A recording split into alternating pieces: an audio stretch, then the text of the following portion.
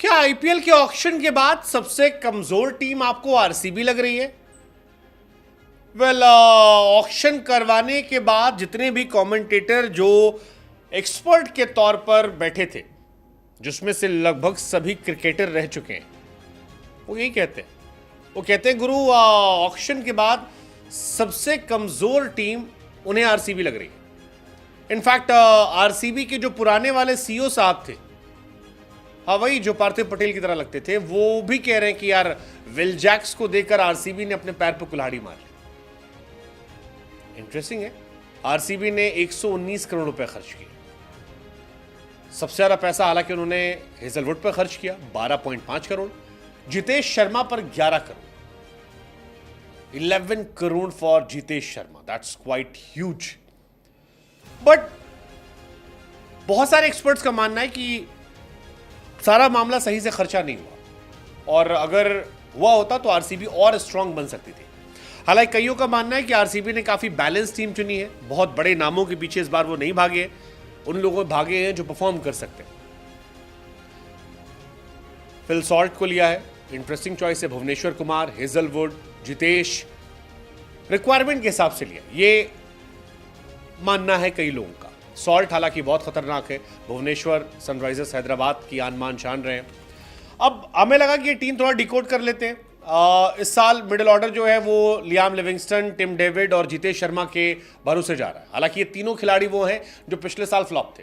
Liam Livingstone जो है वो खेलते थे पंजाब के लिए, जितेश शर्मा खेलते थे पंजाब के लिए, और पंजाब का बेड़ा गर्क कर दिया था इन लोगों ने, बेड़ा गर्क कर दिया था। टिम डेविड खेल रहे थे मुंबई के लिए, मुंबई का भी बेड़ा गर्क हुआ था लास्ट ईयर, लास्ट पायदान पर थी। लिविंगस्टन ने लास्ट ईयर 22 की एवरेज से 111 रन बनाए थे पूरे आईपीएल में 14 मैचेस में। लियाम लिविंगस्टन के बाद जितेश शर्मा ने 17 के एवरेज से 187 बनाए थे, और टिम डेविड ने 30 के एवरेज से 241 रन बनाए थे। अब ये तीनों अपनी अपनी टीम से रिलीज किए हुए प्लेयर हैं। फिर स्पिन ऑप्शन में कुरनाल पांड्या, सुयश शर्मा को लिया गया। कुरनाल पांड्या डिसेंट बॉलर है, मतलब टांग पकड़े गेंदबाजी करते हैं, चालाक गेंदबाज है, लेकिन विकेट टेकर नहीं है। कुरनाल पांड्या का अगर आप आईपीएल का हिस्ट्री देखेंगे तो बहुत बड़े विकेट टेकर या सूरमा नहीं है वो।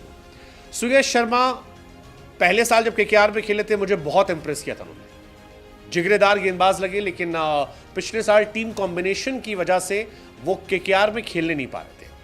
अब समस्या क्या है कि इस साल ग्राउंड छोटा है, देखना इंटरेस्टिंग होगा क्या होता है। तेज गेंदबाजों में भुवनेश्वर कुमार, हेजलवुड इनके पास है, लेकिन भुवनेश्वर और हेजलवुड दोनों पावर प्ले वाले बॉलर हैं।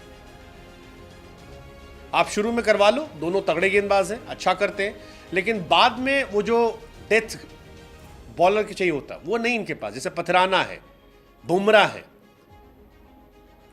ये वो काम करेंगे जो मुंबई के लिए ट्रेंड बोल्ट करेंगे। शुरू में ओवर डालो, विकेट निकालो, खत्म, एंड तक नहीं जाएंगे। फिर विल जैक्स को छोड़ देना, विल जैक्स को छोड़ना काफी लोगों को लग रहा है। मैंने कहा आरसीबी के पुराने लोगों को भी लग रहा है, वो कह रहे हैं कि यार पिछले साल अगर आरसीबी क्वालिफाई की थी तो विल जैक्स की वजह से की थी।